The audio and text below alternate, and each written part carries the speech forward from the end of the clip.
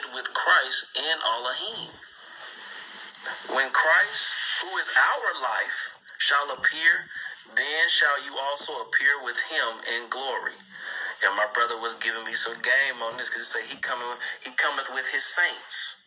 He cometh with his saints. It say, behold, the Son of Man appeareth from heaven with the clouds under his feet. You know what I'm saying? Oh man, my brother Caleb, he was lacing me up the other day, boy. He was getting me right. When Christ, who is our life, shall appear, then you shall also appear with him in glory. Mortify you, therefore, your members. Right. This which is idolatry. What's significant about these things? For which things sake the wrath of Elohim cometh upon the children of disobedience. Esau, before he was everything else, he was one thing. He was a disobedient child. Isaac told him, hey man, don't go over there to them strange women. Don't go over there to them strange women. Marry these women over here. And guess what? Did Esau do that? No, he didn't do that. Nope. We could break down Esau, man, all day. Thanks, bro. This been a spirit mover for me today. All praises. Let me read a little more on that. Do y'all understand what I'm saying? Yeah.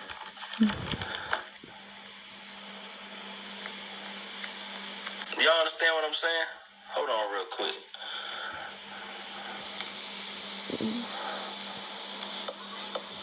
Let me get that out of here.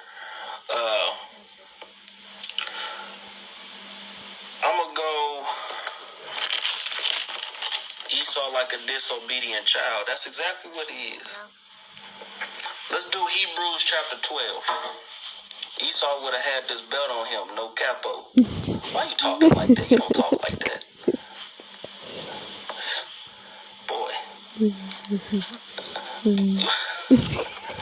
Esau would have got this belt. No, you don't even talk like that. Stop.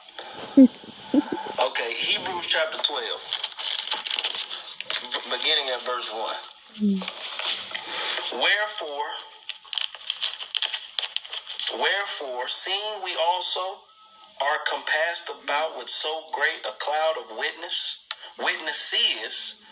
let us lay aside every weight. Now, this is crazy. Because my brother and I was on the phone the other day, and he was referencing the scripture. He couldn't remember where it was. And now I'm sitting up here reading the scripture that we were speaking about. Abhor. Oh, shoot. Wherefore, since we also are compassed about with so great a cloud of witnesses, let us lay aside every weight and the sin which doeth so easily beset us, and let us run with patience the race that is set before us, looking unto Jesus, Yahushua, the author and finisher of our faith, who for the joy that was set before him endured the cross, despising the shame, and is set down at the right hand of the throne of Elohim. Amen. For consider him that endured such contradiction of sinners against himself, lest you be wearied and faint in your minds. You have not this in sin, and you have forgotten the exhortation which speaketh unto you as children. My son, despise you not the chastening of the Lord, nor faint when you are rebuked of him. For whom the Lord loveth, he chasteneth, and scourgeth every son whom he receiveth. And I want to pause there and speak on that a little bit, if I have your permission. Yes. We got to understand that there are like 3 different types of rebuke. So there's a rebuke that deals with correction, and there's a whole nother rebuke that deals with like you rebuking the devil. You don't want the Most High to rebuke you like he rebuked the devil. If you mess up, if you found in error, you want him to rebuke you as a son, not an enemy, right? And again, you can read more about that. I mean, you can go.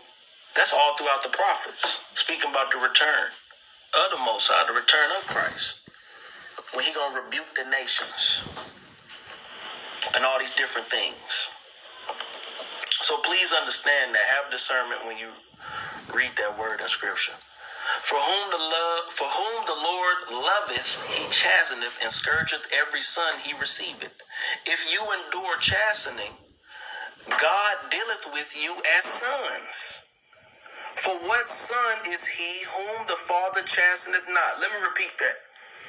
If you endure chastening, Elohim dealeth with you as sons.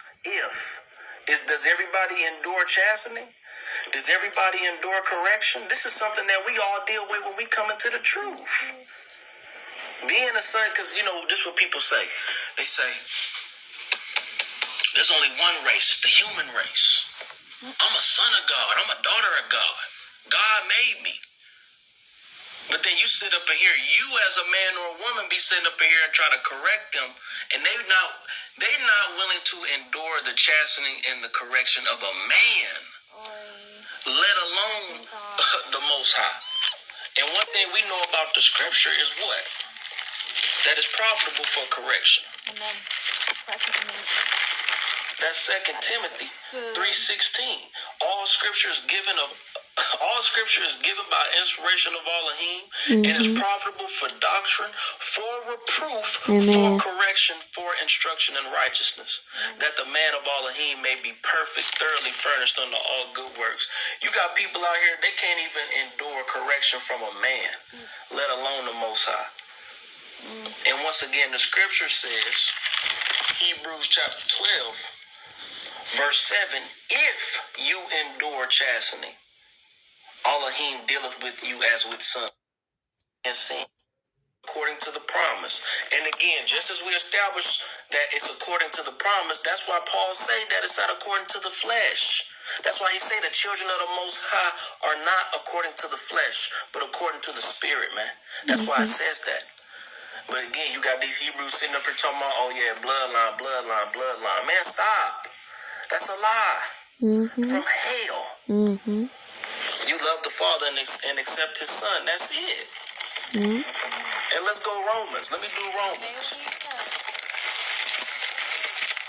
Go ahead and preach it. Again, Romans chapter 8, verses 12 through 16. No, 17. Therefore, brethren, we are debtors, not to the flesh. Therefore, brethren, we are debtors, not to the flesh, to live after the flesh. For if you live after the flesh, you shall die. Once again, for if you live after the flesh, you shall die. That's clear.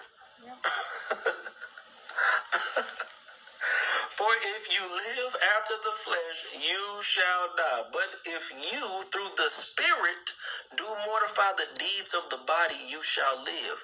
For as many as are led by the Spirit of Elohim, they are the sons of Elohim. Once again, for as many as are led by the Spirit of Elohim, they are the sons of Elohim. For you have not received the spirit of bondage again to fear, but you have received the spirit of adoption, whereby we cry, Abba, Father. Amen. The Spirit itself beareth witness with our spirit that we are the children of Elohim. The only thing that solidifies you as a son or daughter of the Most High is His Spirit. Amen. And His Spirit is in His Son's name.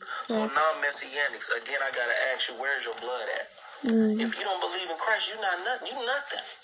You nothing. You nothing. You nothing.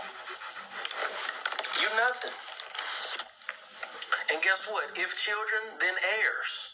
Heirs of Elohim and joint heirs with Christ. If so be that we suffer with Him, that we may also be glorified together. My bad. I keep looking this abhor, but abhor.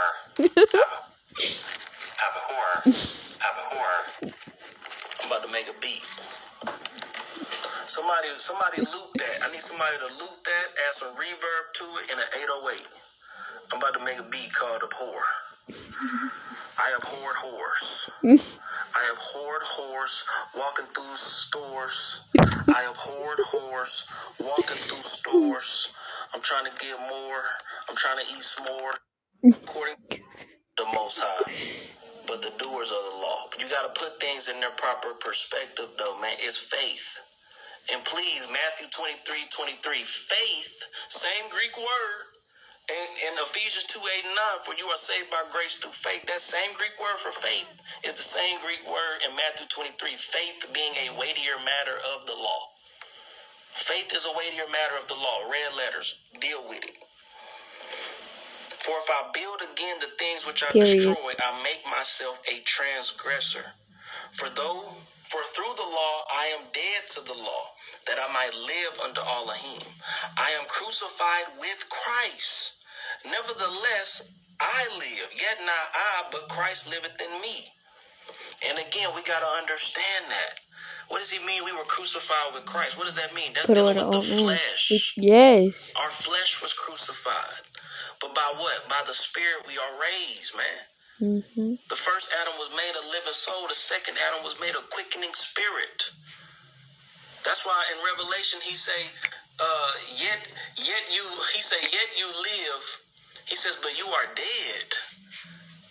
He say, sell everything. He say, the boy was burying his father. He said, come follow me. He said, I need to bury my father. He said, let the dead bury the dead. How can you be dead and you be living? He the life, the truth, and the resurrection. He's the life and the resurrection. He's the way, the truth, and the life, man. For Christ to live in you, that's through the Spirit. Because he's a quickening spirit, man. That's why he that is born of flesh is flesh, John 3:7, and he that is born of the Spirit is spirit. You got to be born again. By what? By the word.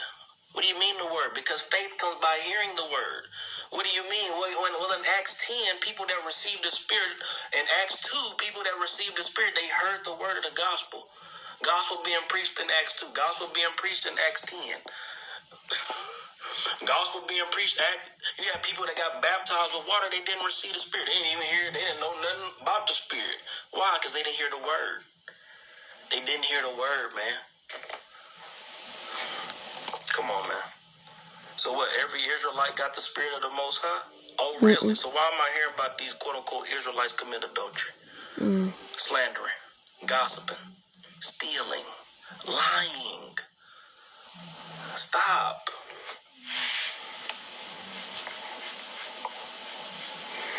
I am crucified with Christ, nevertheless I live, yet not I, but Christ liveth in me, and the life which I now live in the flesh, I live by the faith of the Son of Elohim, who loved me, and who gave himself for me. John 3:16, for God so loved the world that he gave his only begotten Son, that whosoever believeth in him, whosoever what? Believeth in him. That is the qualification of everlasting life. We've been reading this wrong. That whosoever believeth in him should not perish, but have everlasting life. You have to believe in him. Hebrews 11:6, without faith it's impossible to please him. You got to believe in him. That's what qualifies you as the world. Those that believe in him. If you don't believe in him, you're not of this world. You can take me to Isaiah 45:17 all you want. Never mind that the word world there is that's not really the word for world in the Hebrew. It's really the word for forever and ever. Never mind that. What qualifies you of being this world in John 3:16 is you believing in him. If you don't believe in him, you disqualified. I just want to know when Israel, are non-Messianics Israelites? Mm-mm. Are non-Messianics Israelites? Nope. No.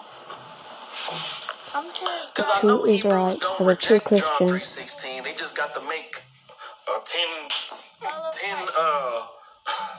they got to make 2-hour The people who have the videos Holy dedicated Spirit, to it. They don't reject it. those are Okay, Israelites. so if John 3:16 is biblical, are non-Messianics? Okay, so hold on. If John 3:16 is biblical, and the world there is Israel, all I want to know is,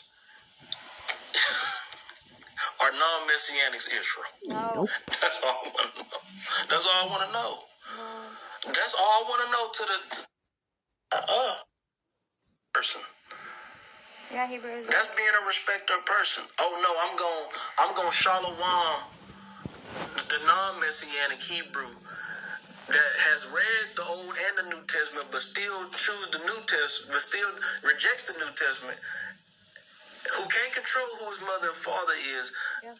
But I'm gonna hate the person, the Gentile, the heathen, who can't control who his mother and father is, read both Old and New, studied the language, acknowledges Israel, And he's scared. going through the sun. I'm gonna hate them. That's being a respecter of person, man. So you trust non-messianics more than people that actually follow the Messiah and worship the Most High in spirit and truth. That doesn't make sense. That does not make no sense at all. And that's why our people, man,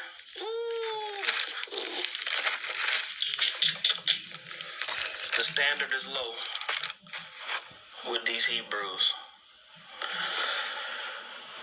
I do not frustrate the grace of Elohim, for if righteousness come by the law, then Christ is dead in vain. Our righteousness does not come by the law.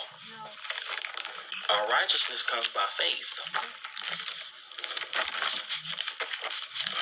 Does that mean we don't keep the law? Absolutely not. Of course we keep it. But that's not what our righteousness comes by. Our righteousness comes by faith. Our obedience to the Most High's word is a reflection of our faith in Him.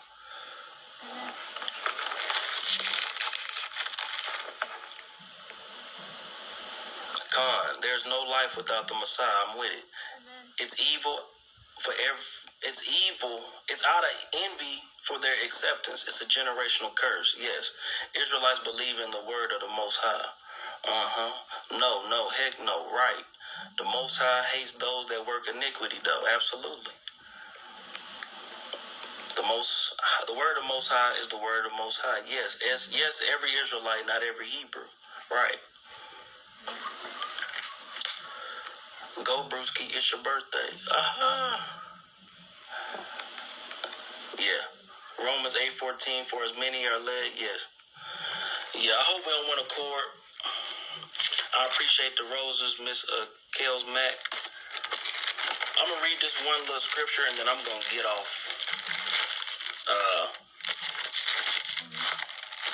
Let me see who up in here real quick. I wanted to see was that person up in here. Yeah, Hilton Leah. I hope we don't want to court Mr. Hilton Leah. And Christians understand faith, but they don't understand the law. You got to be balanced with this, man. Faith is a heavier matter of the law. Red letters, Matthew 23:23. You deal with it, reconcile it with the Messiah. You can't separate faith from the law. It's a part of the law. His words, not mine. And Christians understand